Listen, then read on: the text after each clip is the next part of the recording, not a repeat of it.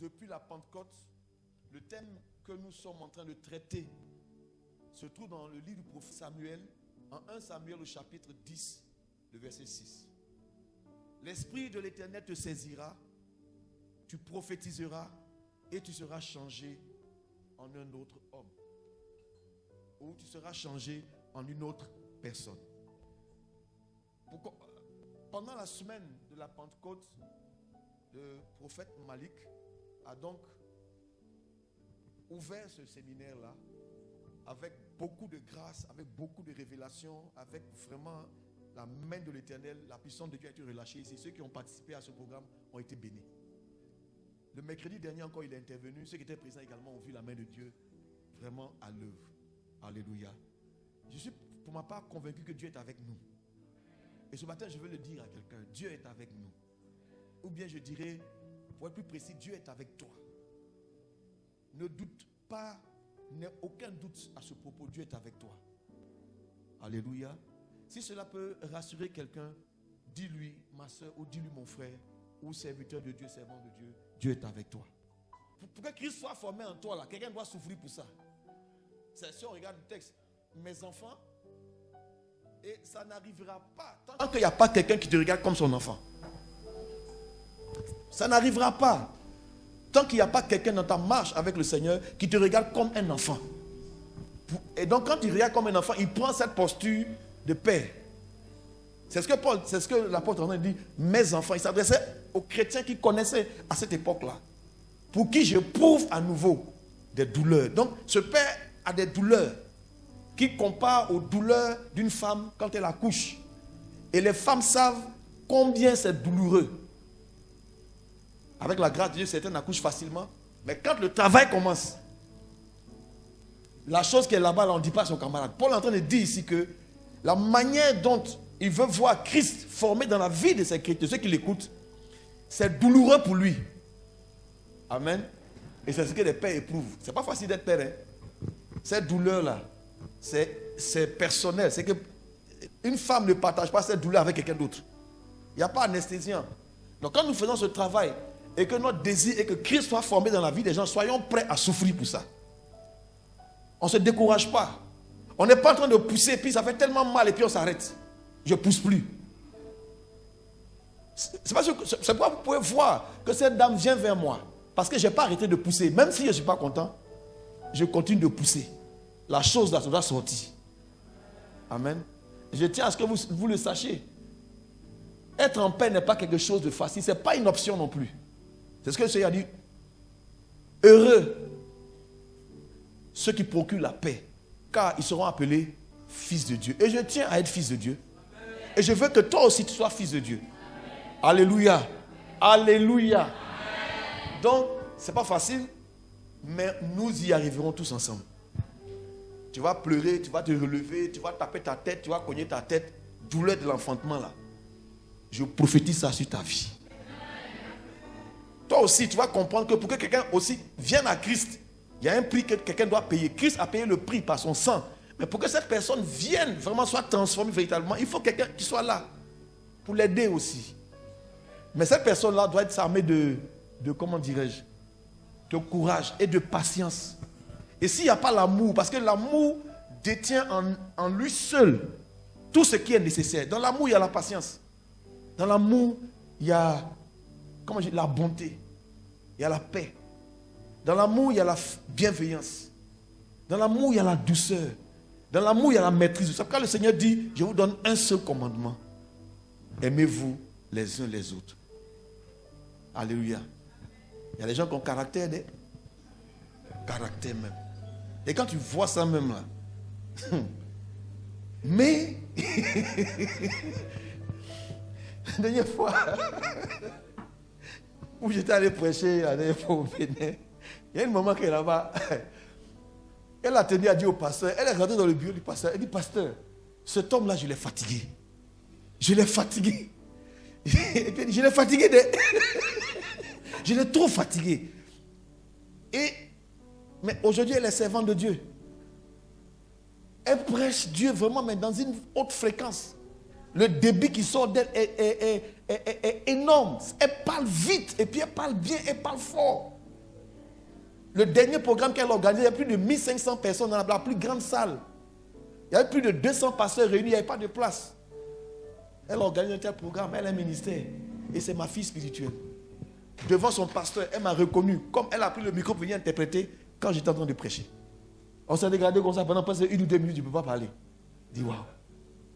C'est qu'elle est devenue. Non, s'il n'y a pas la patience, s'il n'y a pas quelqu'un pour te porter, pour pousser, l'enfant ne sort pas seul du ventre. Là, je parle, je demande aux femmes de m'aider. L'enfant, il ne sort pas seul du ventre. Même la femme seule, ça ne suffit pas. Il faut des sages-femmes. Il faut des mains pour que l'enfant sorte. Non, pour que Christ soit formé en toi. C'est que ça va demander. Moi, je suis prêt à payer le prix pour ça. Mais pendant qu'on pousse comme ça, là, il y a des enfants qui viennent mal. Ils viennent par le bassin. Mais on ne va pas dire, comme tu viens mal là, et puis on arrête de pousser, et puis bon, allez, à l'enfant suivant. Une mère n'a jamais fait ça. Donc, quel que soit le caractère de la personne, la manière dont il veut venir, par les fesses, par l'épaule, par les pieds. Peu importe la manière dont Christ sera formé en toi. Je vais prophétiser du haut de cette chair ce matin que Christ sera formé en toi. Pourvu que tu trouves quelqu'un qui soit capable de supporter. C'est nous qui devons faire en sorte, c'est nous, à faire en sorte que les personnes puissent vraiment être engendrées en Christ. Et les porter jusqu'à ce que Christ soit formé en elles. Ces personnes-là. Que Dieu vous bénisse. Ouvrons donc nos Bibles. C'est un challenge, c'est un défi. Que quelqu'un continue à persévérer, à marcher avec Christ. C'est un défi. Beaucoup abandonnent la marche. Chemin faisant, beaucoup baissent les bras. C'est pas facile. C'est pas facile. On commet beaucoup d'erreurs. On commet beaucoup de fautes.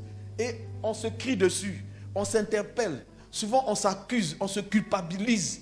Souvent même on accuse les autres. Et moi, il fut un temps aussi, j'avais ce langage-là comme un peu accusateur. Parce que je regardais les efforts que je fournissais. Il dit, mais pourquoi moi il fait tous ces efforts, j'y arrive, alors que ces gens-là, ils font aucun effort, et puis ils sont toujours eux dans les mêmes péchés. Quels sont ces pasteurs qui sont toujours dans l'adultère là? Ils nous fatiguent. Et je condamnais, je mettais-le sous discipline. Il n'y avait pas de miséricorde. Alors que tu n'as rien compris du tout. Que si toi tu arrives à marcher, ce n'est pas par tes propres efforts. C'est juste avec la grâce de Dieu. Être chrétien là, c'est difficile. Le prix est payé, mais pour devenir là, et il faut quelqu'un pour t'aider. Quand vous regardez une plante là, quand le Seigneur Jésus-Christ dit, je suis le pied de vigne, je suis le cep, vous êtes les sarments. Considérons dans cette image comment le cep là pousse. Il y a toujours un tuteur. Je ne sais pas si ce que Dieu est faux. Il y a toujours quoi? Un tuteur. S'il a pris l'exemple, c'est pour dire que ce tuteur là, c'est ton père spirituel. C'est ce qu'il faut comprendre. Et non, moi je suis attaché à Christ, je n'ai pas besoin. Mais si tu n'as pas de tuteur, ça va être difficile que Christ soit. Parce que qui va porter cette douleur? Qui va pousser? Je ne sais pas si je me fais comprendre. C'est ce que Paul est en train de dire. Mes enfants, ça veut dire que ceux-là le regardaient comme un père. C'était un homme. Il n'est même pas marié. Il a persécuté l'église. Un homme rempli d'orgueil. Paul. Au point où Dieu laisse un démon dans son corps. Pour que quand son orgueil veut, comment on appelle ça? C'est lui m'a dit, afin que je ne m'enorgueillisse pas. Tu imagines un peu, tu vis avec un démon? C'est ce Paul-là dans la Bible. Ouais. Dieu ne cache pas les faiblesses de ses serviteurs. Le roi David, le plus grand roi en Israël, un homme adultère, meurtrier. Dieu ne cache pas les défauts de ses serviteurs. Il y a tellement à faire pour le Seigneur. Dis à ton voisin, je vois Christ en toi. Je vois Christ en toi parce que c'est notre raison d'être, que Christ soit formé en toi, que Christ soit formé en moi. Mais comprenez que pour que cela arrive, il y a des douleurs que ça va provoquer à quelqu'un. Et ces personnes qui acceptent de porter cette douleur-là, qui acceptent de pousser, ce sont ceux-là qui ont cet amour, comme une mère a de l'amour pour l'enfant qu'elle porte. Vous voyez? Ton enfant qui est dans ton ventre là, est-ce que tu connais sa couleur? Échographie même qu'on fait là, ça ne donne pas la couleur de l'enfant. Il faut même des mois même pour qu'on sache si c'est un garçon ou bien si c'est une fille. Tu vois l'image là, mais tu ne sais même pas qui il est. Donc, quand on vous regarde, quand on marche, quand on prie pour les chrétiens, je n'ai pas besoin de savoir quel est son intérieur, ça ne m'intéresse pas. La seule chose que je veux savoir, Christ n'a qu'à être formé en lui. Christ n'a qu'à être formé en elle. Et on est patient pour ça. Dis à ton voisin, si c'est affaire de patience, l'homme qui est là, il est patient pour toi. C'est à cause de ça, il y a des gens, ils ne comprennent pas l'église, ils ne savent pas ce que c'est. Il y a des choses qu'on supporte juste pour que Christ soit formé. C'est pas ce qui me fait comprendre. On est obligé. Amen. Et à la longue, on finit par aimer la chose. Parce qu'on aime le Seigneur. Que Christ soit formé en toi. C'est ma prière. Si on doit dire que ce matin j'ai formulé une prière, c'est que Christ soit formé en toi. Lorsque Samuel a rencontré Saül, Dieu l'avait averti la veille. En 1 Saül chapitre 9, Dieu l'avait averti la veille pour dire, je vais emmener vers toi quelqu'un, celui que j'ai choisi pour être le roi en Israël.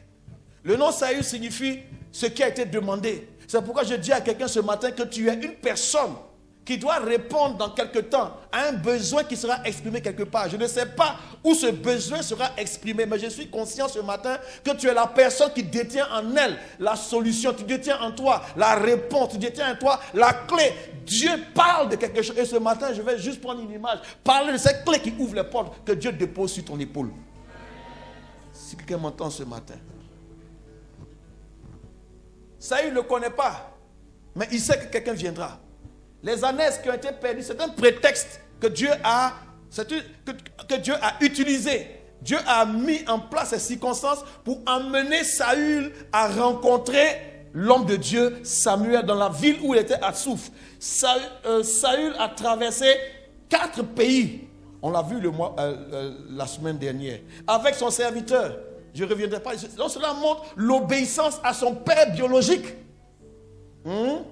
L'obéissance à son père. Vous voyez que l'histoire a commencé lorsque les fils de Samuel n'ont pas pu obéir aux règles, aux lois, aux préceptes, aux instructions que leur père leur avait données. Ils ont failli par désobéissance. Ils ont été rejetés par le peuple. Donc Dieu cherche des personnes qui ont la capacité d'obéir à ses instructions. Et donc Saül a obéi à un père biologique, à son père qui l'a envoyé. Il est parti obéissant à son père. Si tu n'as pas quelqu'un qui te donne des ordres, tu n'arriveras jamais à la destination que Dieu a choisie pour toi. Il faut quelqu'un qui te dise va. Il faut quelqu'un qui te dise fais. Vous retrouvez ce principe dans le Nouveau Testament avec le Seigneur Christ. Il y avait un centenier qui avait son serviteur qui était malade. Je ne sais pas si vous vous souvenez de cette histoire. Son centenier est malade. Son serviteur est malade. Le centenier, c'est un chef. Il a au moins 100 soldats sous sa garde, sous son autorité. Et quand le Seigneur voulait venir, il est sorti à sa rencontre pour dire non, je ne suis pas digne que tu viennes sous mon toit. Mais dis seulement un mot et mon serviteur sera guéri. Parce que moi qui suis soumis à des autorités. Autrement dit, moi qui ai appris à obéir aux ordres. Moi qui ai appris à obéir aux instructions. Moi qui suis soumis à des autorités. Quand je dis à un de mes serviteurs, fais ceci, il le fait. Fais cela, il le fait. Quand je dis à un de mes serviteurs, viens, il vient, va, il va. Voyez, et Christ, quand Jésus a regardé cet homme, il a fait ce témoignage, il fut étonné. Chaque fois qu'il y a cette dimension d'obéissance, ça réjouit le cœur de Dieu jusqu'à l'étonnement. Et moi, je veux étonner Dieu par mon obéissance. Je veux étonner Dieu pour ma capacité à mettre en pratique ses commandements en disant, oui Seigneur, c'est ce que je désire le plus dans ma vie. Obéir à tes ordres. Et il y a un prix qui est payé quand tu es obéissant à un père spirituel. Et donc, Saül va obéir à son père biologique, Kish. Il va donc partir. Et il ne pouvait pas revenir tant qu'il n'avait pas accompli ce que son père lui avait demandé. On est d'accord? Et donc, il a traversé 4 pays. 4 pays. Et c'est au 4e pays, il s'est rendu compte que s'il ne retourne pas, son père est en train de s'inquiéter. Alors là où il était arrivé, il est arrivé dans la ville où vivait, comme on appelle ça, le prophète Samuel, qui était donc juge en Israël. À cette époque, et juge, et prophète, et sacrificateur. Maintenant, quand il a su que Dieu allait envoyer celui qu'il avait choisi, donc je t'annonce que quand tu es le choix de Dieu, il y a toujours un moment où tu vas rencontrer les événements, ou les situations, les circonstances où Dieu t'amène là, où il a déjà tout préparé pour toi, pour que tu changes de statut. Je suis en train de parler à des personnes qui sont prêtes à changer de statut. Pendant que je suis en train de parler, il y a des dispositions spirituelles qui se mettent en place pour que quelqu'un qui m'écoute ici change de statut et change de dimension. Alléluia. La veille, il a demandé à ce qu'un sacrifice soit fait. Il a annoncé dans la ville. Or, cet homme, chaque fois qu'il sort pour demander que quelque chose soit fait, tout le monde écoute. Ah, qu'est-ce que l'homme de Dieu va faire? Qu'est-ce qui se passe? Tout le monde était attentif. Toute la ville. Et il n'a pas convié tout le monde. Il a convié seulement 30 personnes, les 30 notables de la ville. Je dis à quelqu'un qu'une cérémonie aura lieu avec des personnes les plus importantes. Tu seras au milieu, l'invité d'honneur. Alors que Saül venait, il ne savait pas qu'il y avait une fête qui était préparée pour lui. Il ne savait pas qu'il avait déjà été distingué par Dieu. Il ne savait pas qu'il avait déjà été élevé par Dieu. Il ne savait pas qu'il avait déjà été choisi par Dieu. Il ne savait pas. Tu n'as pas besoin de savoir pour obéir à la parole de Dieu. Tu n'as pas besoin de voir d'abord avant de croire que ce que Dieu a dit est vrai. Tu veux que je te montre dans les Écritures où tu es choisi par Dieu? C'est écrit. En Jean chapitre 15, je crois que c'est le verset 7 où le Seigneur dit ceci: ce n'est pas vous qui m'avez choisi. Il a dit, c'est écrit, ce n'est pas vous qui m'avez choisi, mais c'est moi qui ai fait quoi? Qui connaît la suite? C'est moi qui vous ai choisi afin que vous alliez. Pardon, c'est moi qui vous ai choisi et qui vous ai établi. Et donc, pour revenir au texte de 1 Samuel 9, et on va entamer 1 Samuel 10. Le temps court après nous, on va faire l'essentiel. Quand il rencontre Samuel, il ne sait même pas qui c'est. Il ne sait même pas qui c'est. Mais quand il arrive dans la ville, il dit, mais où se trouve le voyant? Où se trouve l'homme de Dieu? On lui dit que, tu es bienvenu parce qu'il y a une cérémonie qui doit avoir lieu. Il est là, il va faire un sacrifice. Alléluia. Il y a quelque chose, il y a une cérémonie qui est préparée pour toi. Ce n'est pas des choses que toi-même tu prépares. Alléluia. Mais il y a des moments comme ça. Et quand ces cérémonies arrivent, c'est dans des circonstances précises. Lorsque la cérémonie d'intronisation de Christ a eu lieu sur la terre, c'était sous la forme de moquerie. Les gens, on l'avait attrapé la veille. On l'avait battu, torturé. Et les gens se moquaient de lui. On l'a fait asseoir sur une chaise. Un des soldats a enlevé son manteau pour jeter sur lui. On se moquait de lui. Et il allait dire, où est sa couronne? Où est sa couronne? Ils sont allés prendre des ronces et des épines. Ils ont tressé, on est venu caler ça dans sa tête. Pendant qu'on se moquait de lui, les gens ne savaient pas que le ciel était attentif. Quelqu'un a regardé, il manque quelque chose, il lui manque son bâton de commandement. Ils sont allés casser un roseau, mettre dans sa main. Et maintenant, ils ont commencé à se prosterner devant lui. Salut, oh roi.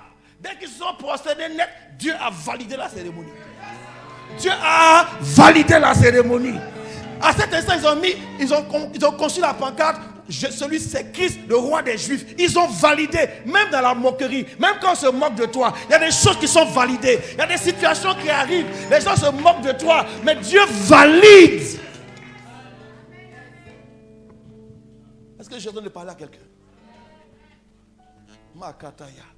Après, ils vont dire non, allez enlever ce qu'on a écrit. Non, ce qui est écrit est écrit. Même si c'est dans la moquerie qu'on a dit. Toi là, tu penses que tu vas être milliardaire. Hey, toi, tu crois comme ça là, tu vas être milliardaire. Il faut dire oui. Le milliardaire, prends ça comme ça. J'ai dit à quelqu'un, c'est déjà validé. Même si quelqu'un se moque de toi, oh, toi la femme stérile là, Pénina, se moquait de Anne, femme stérile. Toi tu peux avoir un enfant. Dès qu'elle a dit ça net, ça a été validé au ciel. Je suis en train de dire à quelqu'un, on se moque de toi aujourd'hui, mais ne t'inquiète pas. On se moque de toi depuis hier, ne t'inquiète pas, ne t'inquiète pas. Et toi femme célibataire, ne t'inquiète pas. Et toi femme, ne t'inquiète pas. Toi le pauvre là, toi tu peux être riche, ne t'inquiète pas. Laisse les gens se moquer. Ils se sont moqués de lui. Prosterné à ses pieds. À la croix, ils ont même partagé ses vêtements au sort. Mais je vous assure que les mêmes qui l'ont cloué là, c'est les mêmes qui ont fait quoi? Qui l'ont soulevé encore. Et qui l'ont changé de posture. Pendant que je suis en train de parler, avant la fin de cet enseignement, pas forcément aujourd'hui, mais avant la fin de cet enseignement, des gens vont retrouver leur vrai statut. Je suis en train de parler, je parle des choses qui sont réelles, qui sont écrites et que je vis au quotidien, que je vous communique. Demain, ne soyez pas surpris quand les choses vont commencer à se passer ici.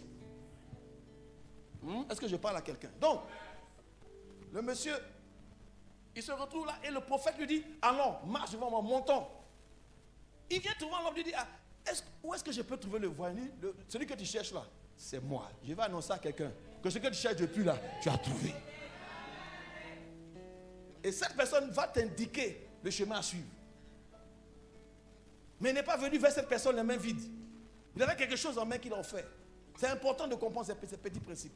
Donc, et quand il entre avec lui dans la salle où était réservé ce repas. Donc, il n'a pas préparé, il n'a pas fait réservation, il n'a pas fait location, il n'a pas payé la nourriture, il n'a pas payé la boisson, rien. Il n'a même pas invité les gens, mais il était l'invité d'honneur, là où il n'a pas dépensé 5 francs.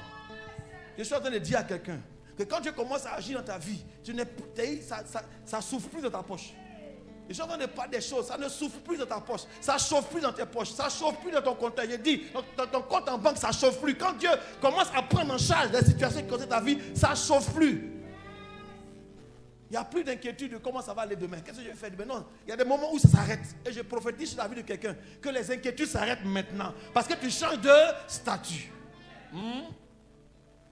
Et le prophète,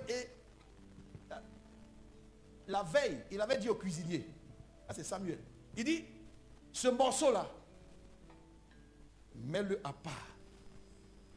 Vous savez, c'était lequel? L'épaule. Lisons maintenant dans Lévitique chapitre 7, le verset 32 et 33.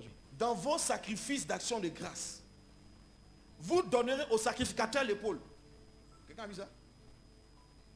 En la présentant par élévation.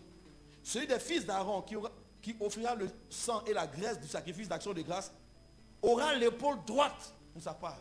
Et c'est cette épaule-là, dans ce sacrifice, qui est la part du sacrificateur. Il faut bien comprendre pourquoi plus tard Saül va se tromper en allant lui-même offrir le sacrifice. Parce que quand il a reçu l'épaule, il comprend les mécanismes. Il a cru qu'il avait aussi le droit d'offrir un sacrifice. Or, il n'a pas reçu le mandat de le faire.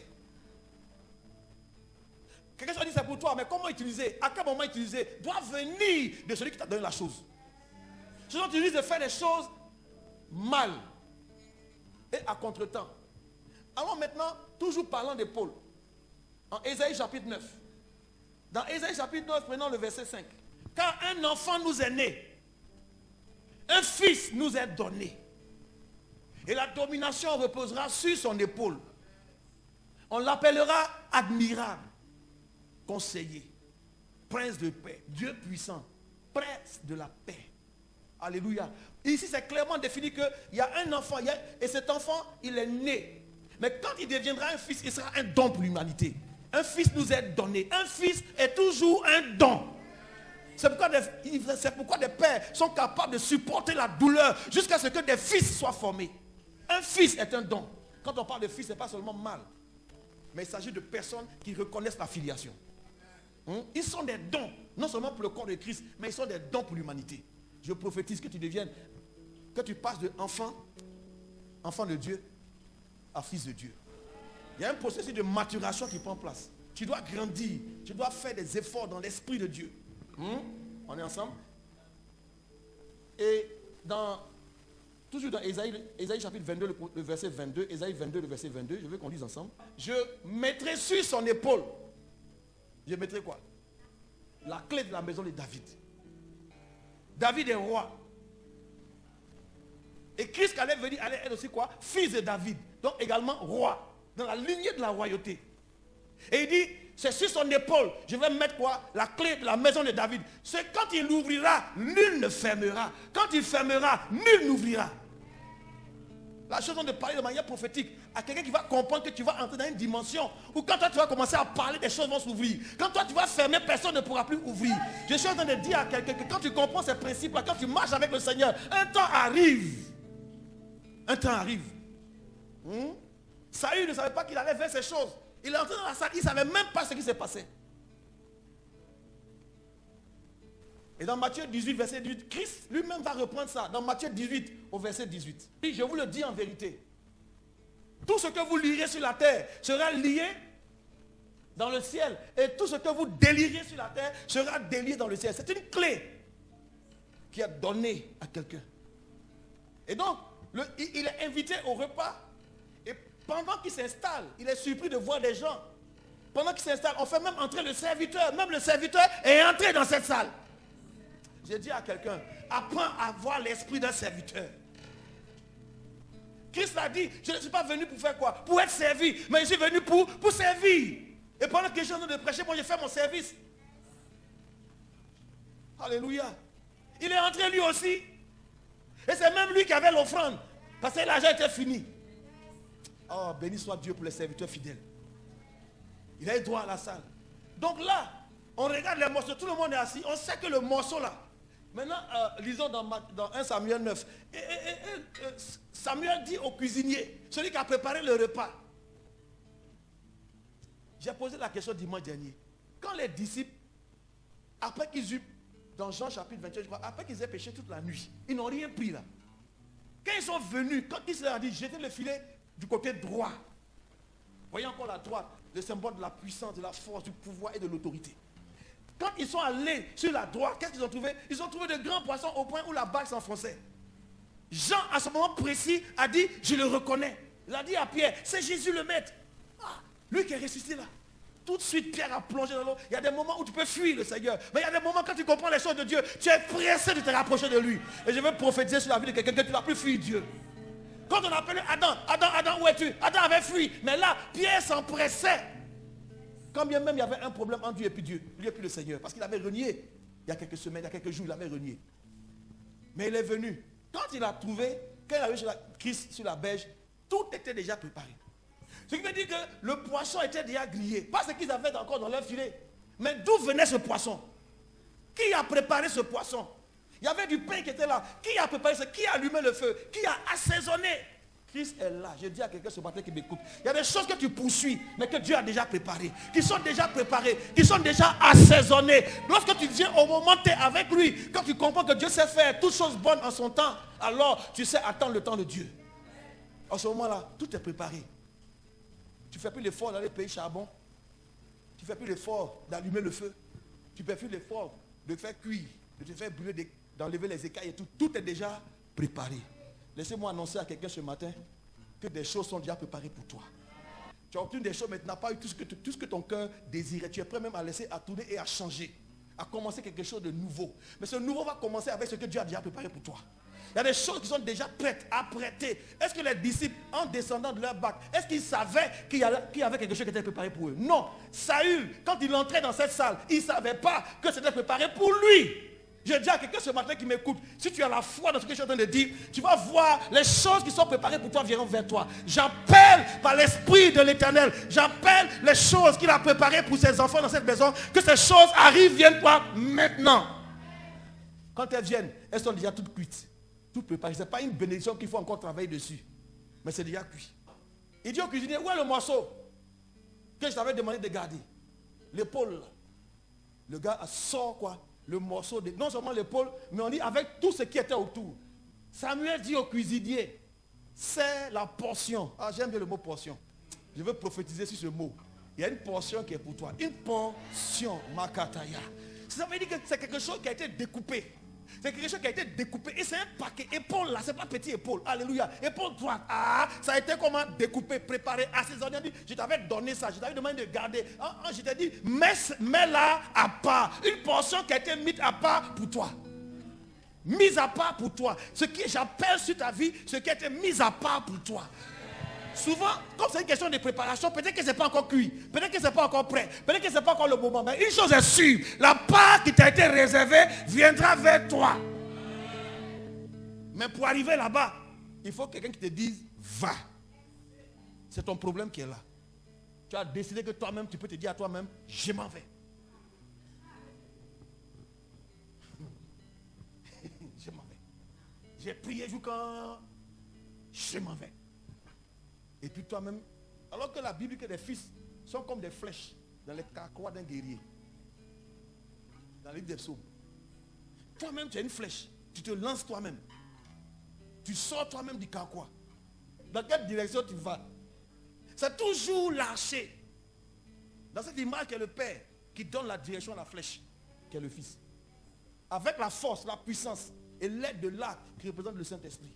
C'est toujours un homme qui manipule l'arc pour que la flèche atteigne son but. C'est avec la dextérité de l'homme qu'il lance et non pas avec la précision de la flèche. Où est le morceau que j'ai réservé? Le cuisinier donna l'épaule et ce qui l'entoure. J'annonce à quelqu'un que ce n'est pas seulement la portion, mais le cuisinier là, il a mis aussi ce qui est autour. Donc la portion qui va arriver là sur toi, ce ne sera pas n'importe quoi. Regardez la suite, il dit ceci, et il a servi, il n'a pas servi à Saül directement, mais il a donné à Samuel.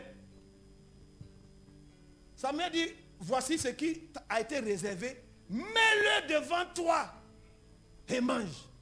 Car on l'a gardé pour toi lorsque j'ai convié le peuple. Est-ce que tu sais ce que Dieu a gardé pour toi? Est-ce que tu sais ce que Dieu a réservé pour toi? Que des gens sont en train de préparer. Toi, tu es là, tu t'inquiètes. Toi, un père te dit, fais ceci, fais cela. Tu ne sais même pas où ça va t'envoyer. Déjà, tu es braqué. Pourquoi? Tu es qui pour m'envoyer? Tu es qui pour me dire ceci, ça? Ah, on va faire ça, mais pourquoi il demande ça? Ah, bon, allons ici, mais pourquoi on doit aller là-bas? Ah, c'est pourquoi tu comprends pourquoi dans les psaumes, on peut dire ceci. Tu induis ma tête et ma coupe déborde. Mais après ça, il dit quoi? Tu dresses devant moi une table en face de mes adversaires. Dieu ne va pas te bénir en cachette. Je refuse désormais cette bénédiction en cachette. Je ne prie pas pour que mes adversaires meurent. Il faut qu'ils soient témoins de la grâce de Dieu qui coule dans ma vie. Il faut qu'ils soient témoins des choix que j'aurais faits. Qu'ils soient témoins pour dire que Dieu est avec toi.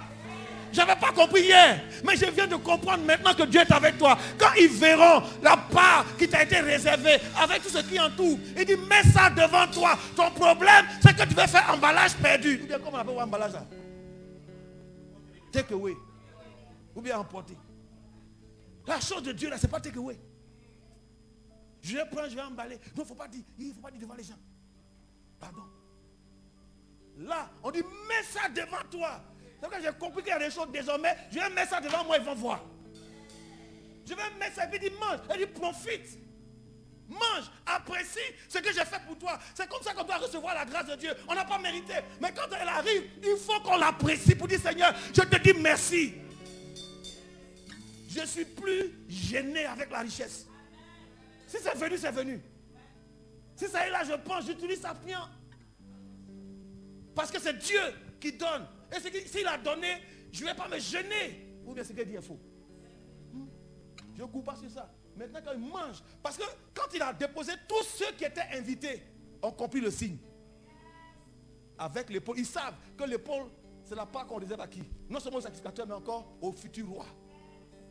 Ils ont compris. Ainsi Saül mangea avec Samuel ce jour-là. Qui plaise à Dieu de donner de comprendre qu'il y a des moments où quand tu manges avec ce père-là, il y a des choses qui se mettent en place dans ta vie. C'est pourquoi il y a des personnes qui ont compris ce principe dans le Nouveau Testament. Même dans l'Ancien Testament. Abraham a dit, je ne vous laisse pas passer. Restez là. Vous allez manger avec moi.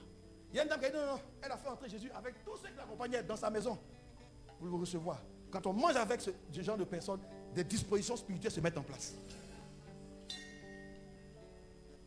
Nous ne disons pas ça à cause du fait qu'on a envie de manger. Non, moi je suis rassasié. Mais on dit ça à cause des principes spirituels qui sont dedans. Des principes spirituels. Quand je vais là-bas, je mange bien et quand il lave mes doigts. Je mange bien. Je mange bien. Donc, verset suivant. Il descendit du haut lieu à la ville et Samuel s'entretint avec Saül sur le toit. Après, il y a des moments de partage avec le Dieu. C'est des moments de qualité. Verset suivant. Le matin, il se lève tôt. Et Samuel appelle Saül sur le toit. Il lui dit, viens, je te laisserai partir. Saül se lève et ils vont sortir ensemble. Et le serviteur est là. Tous deux, lui et Samuel. Allons-y. Quand il fut descendu à l'extrémité de la ville, quand il est arrivé au bout de la ville là-bas, Samuel dit à Saül, dis à ton serviteur d'aller devant. J'annonce à quelqu'un, il y a des gens qui doivent aller un peu devant. Non. Parce qu'il y a des choses que Dieu veut te dire, il ne dit pas ça devant tout le monde. Il y a des situations où Dieu veut te révéler, mais tu n'as pas besoin que tout le monde soit au courant. Ton problème, c'est que quand Dieu veut te dire des choses, tu veux que tout le monde soit là. Il y a des situations que Dieu va t'annoncer, mais ce n'est pas publiquement. Samuel aurait pu dire à Saül devant les 30 personnes, devant toute la ville, voici, mais ce n'était pas le moment. Ce n'est pas n'importe comment qu'on déclare, qu'on donne des prophéties sur les gens comme ça. Est-ce que je me fais comprendre? Il y a des moments où tu vas dire à celui qui t'accompagne, va devant. Il y a quelque chose qu'on doit me dire ici. Dis à ton voisin, pardon, ce n'est pas tout que tu dois entendre de moi. Parce qu'il y a des moments où ces choses-là doivent être comment? Doivent être d'abord dans le silence. Est-ce que je parle à quelqu'un ce matin? Ton problème, c'est que ce qui devait être d'abord caché, toi-même tu as montré ça. Parce que tu as dit ça qu'on doit t'attaquer. C'est parce que tu as dit que ça ne va pas arriver. Passe d'abord devant. Le serviteur, il a compris que là, ils sont dans un protocole spirituel. Ou bien, il y a des cordes qui sont là. Il ne faut pas s'amuser avec. Il est parti devant en même temps. Oh Seigneur, merci pour de tels serviteurs qui comprennent. Quand on dit va, et puis ils s'en vont. Quand il vient, et puis ils viennent. Et puis il dit maintenant, arrête-toi. Vous voyez voir? Et le serviteur passa devant. Arrête-toi maintenant. Et je vais te dire. Je vais te faire entendre la parole de Dieu. Vous voyez? Il y a des moments où Dieu veut qu'on s'arrête. Où il va maintenant nous révéler sa parole. C'est la révélation de ta parole qui est claire, qui donne l'intelligence au simple. Il y a des moments où Dieu veut se révéler à toi. Mais il y a des moments où sa parole il veut te parler précisément sur des choses qui concernent ta vie. Et quand c'est comme ça, c'est toi et lui. Il n'y a pas de personne intermédiaire. Il y a des moments où Dieu va utiliser quelqu'un pour te parler.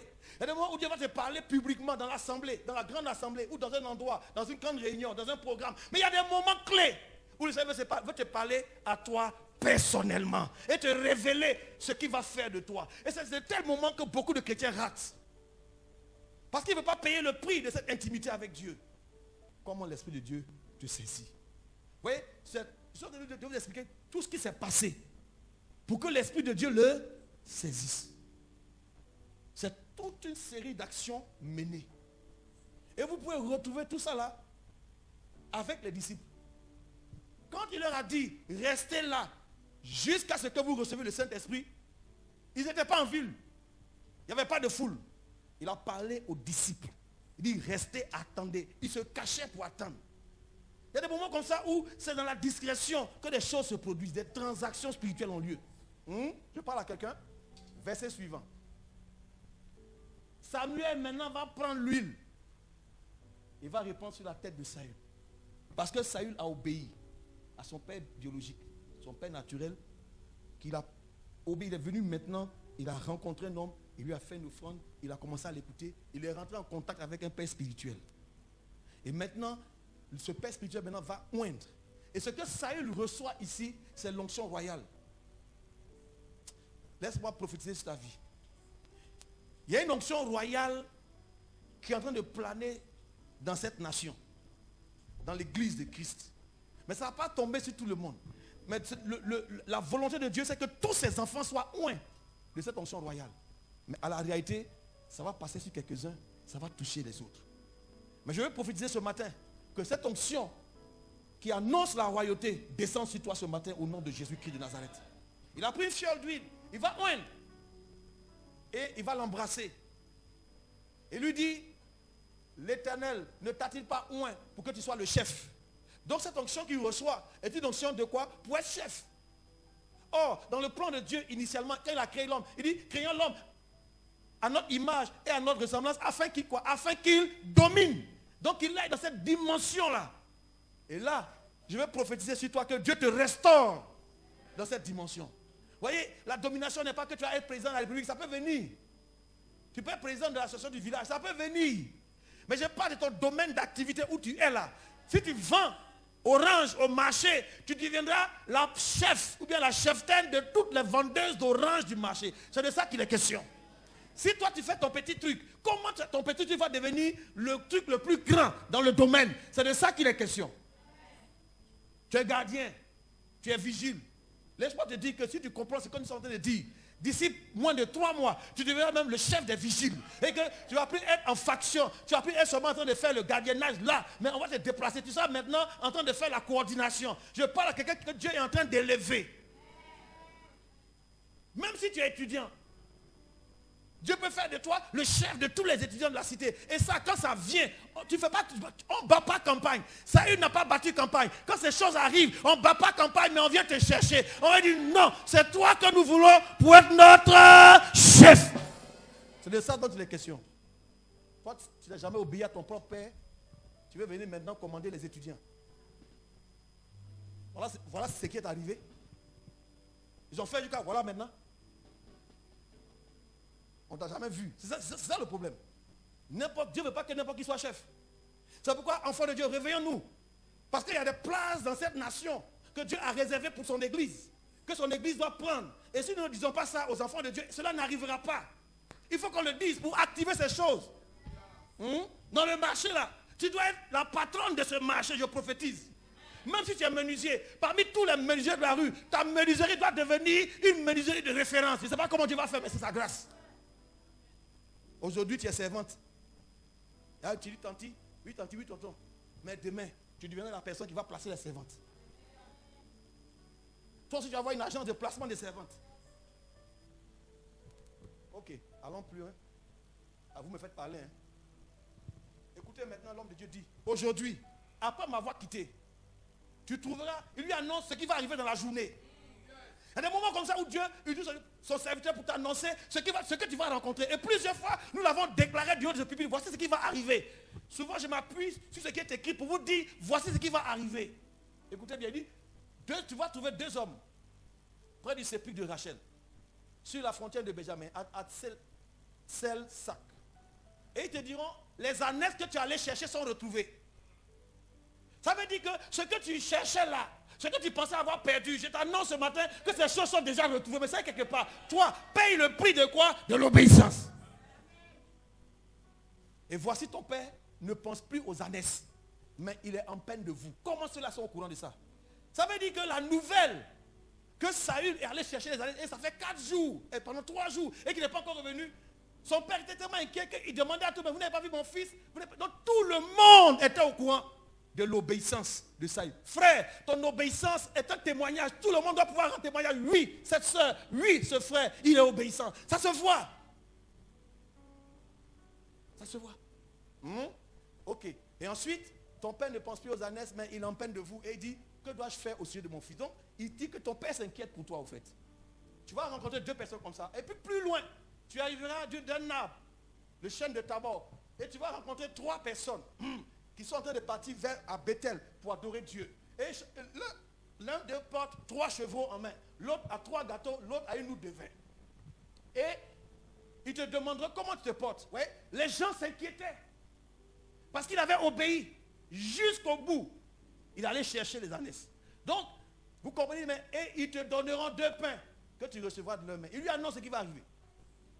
Après cela, tu vas arriver à Gibéa, El Elohim, où se trouve une garnison de Philistins. En entrant dans la ville, tu rencontreras une troupe de prophètes qui descendent du haut lieu. Ils sont précédés par les instruments. Ils sont par le luth, par le tambourin, par la flûte, par la harpe. Et ils prophétisent eux-mêmes. L'esprit de l'Éternel te saisira. Le temps là. Le temps. Il dit, l'esprit de l'Éternel te saisira. Tu prophétiseras et tu seras changé en un autre. Allons-y, allons-y. Et lorsque ces signes auront eu pour toi leur accomplissement, ce que tu trouveras à faire là, fais-le. Pourquoi? Car l'Éternel, car Dieu est avec toi. J'annonce à quelqu'un ce matin, ce que tu as à faire, fais-le, car Dieu est avec toi. Puis tu descendras à Gilgal. Et voici, je descendrai vers toi pour offrir des holocaustes et des sacrifices d'action de grâce. Tu attendras 7 jours. Jusqu'à ce que j'arrive auprès de toi et que je te dise ce que tu dois faire. Dès que Saül eut tourné le... Vous savez que, vous voyez, l'histoire, il faut comprendre. Saül a écouté jusqu'au bout ce que l'homme de Dieu lui disait.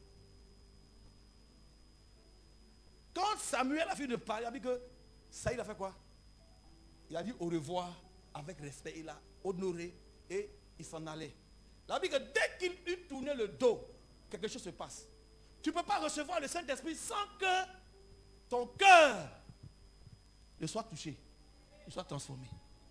Voici, c'est là. Les gens veulent le Saint-Esprit alors que ton cœur n'est pas transformé. Le Seigneur a dit, je vous donnerai, je mettrai en vous quoi? Un cœur nouveau.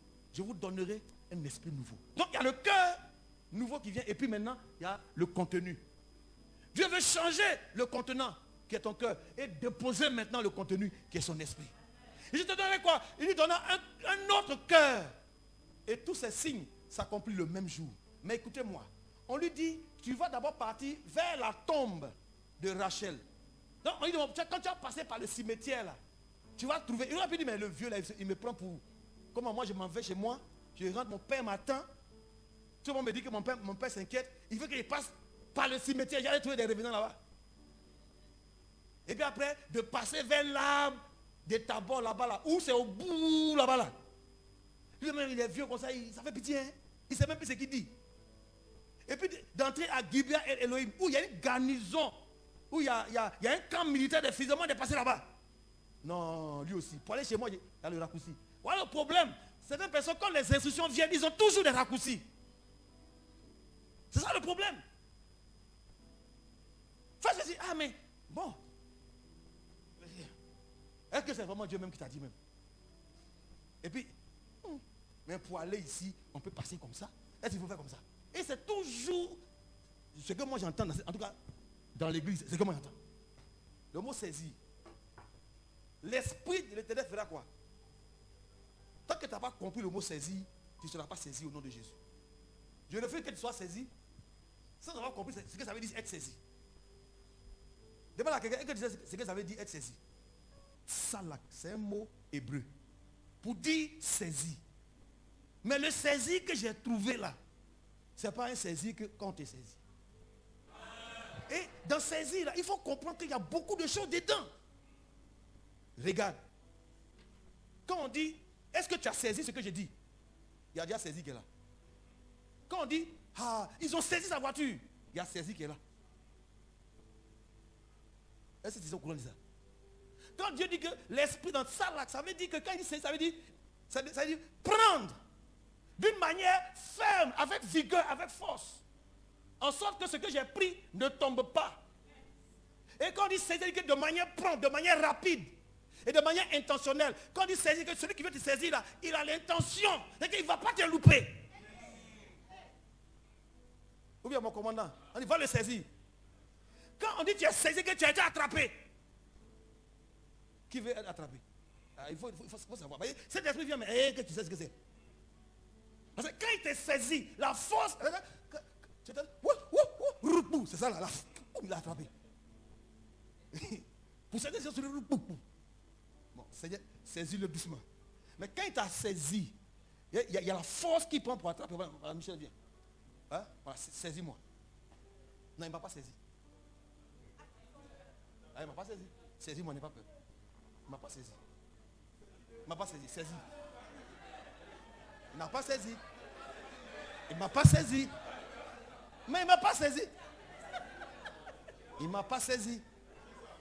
Là, je sens qu'il est en train de me saisir. Parce que, ouais, mais non, quand on parle de saisir, mes chefs, le Saint-Esprit, que c'est Dieu qui vient attraper pour que tu ne tombes plus. Quand il t'a saisi, tu ne tombes plus. Ça veut dire que, quelles que soient les situations qui arrivent, il t'a attrapé, tu ne tombes pas. C'est pourquoi les disciples n'avaient pas compris. Le Seigneur était avec eux. Quand tu es avec toi là, allons de l'autre bord. Quelles que soient les tempêtes, je ne vais pas me noyer. Même si le bateau chavire, moi, je vais arriver de l'autre bord. Pourquoi? Parce qu'il m'a saisi. Est-ce que quelqu'un a compris ça? Shalak, saisi. Ensuite, il y a une autre, on dit, est-ce que tu as bien saisi ce que j'ai dit? Ça fait référence à quoi?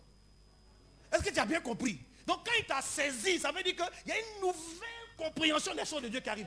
Quand il t'a saisi, il y a un autre discernement. Quand il t'a saisi, il y a un autre raisonnement. Quand il t'a saisi, il y a une autre manière de voir les choses. Quand l'Esprit de Dieu te saisit, tu saisis ce que Dieu dit. Tu comprends. Une nouvelle compréhension. C'est pourquoi le monsieur là, il était timide, il avait peur.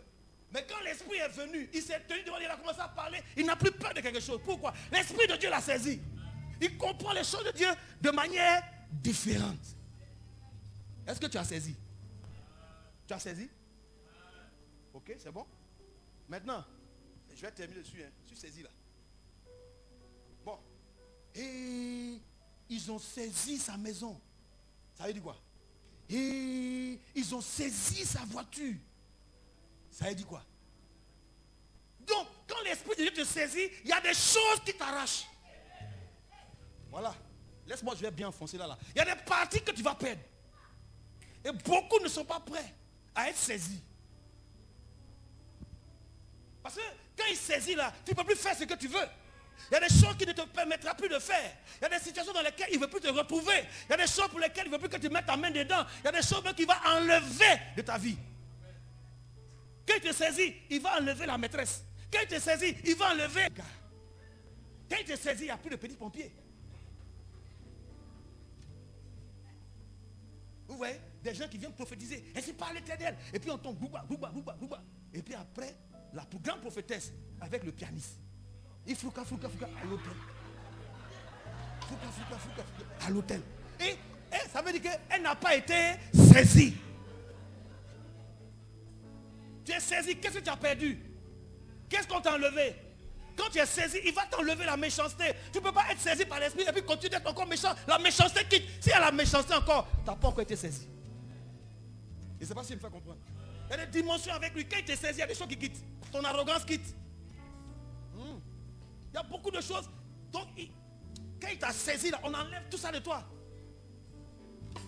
Il y a des dimensions qui gravent en toi. Tu ne savais pas chanter hier, mais quand tu commences à... Toi seul, boum, ça sort seul de là. Il dépose, il imprime. Il y a une impression, une marque à l'intérieur qui reste. Il saisit quelque chose. Tu n'as plus besoin d'écrire. La chose est gravée. Ce n'est pas gravé sur des tables de pierre. Il dit que nous sommes une lettre. Quelqu'un a lu ça?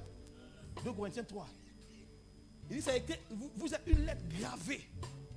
Non avec de l'encre.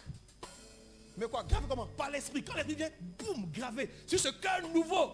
Ça veut dire que c'est grave, c'est imprimé en toi. Toi seul, tu es là. La révélation est là. Tu fais plus d'efforts. Makataya. Est-ce que je parle à quelqu'un? La chose vient, c'est imprimé quand l'esprit te saisit. Salak. Et que dit maintenant de changer? Hafak. On va revenir. Là, je lance ça pour te donner envie de venir écouter.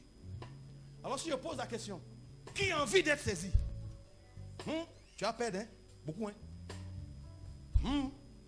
Ça fait mal, les va t'attraper. Seigneur. Alors, après avoir écouté, je prophétise que tu reçoives un cœur nouveau. Selon la promesse de Dieu. Il a dit, je leur donnerai un cœur nouveau. Et je mettrai en eux, Ézéchiel 36, verset 26, je mettrai en eux un esprit nouveau. Il dit, et je ferai en sorte qu'ils observent mes commandements.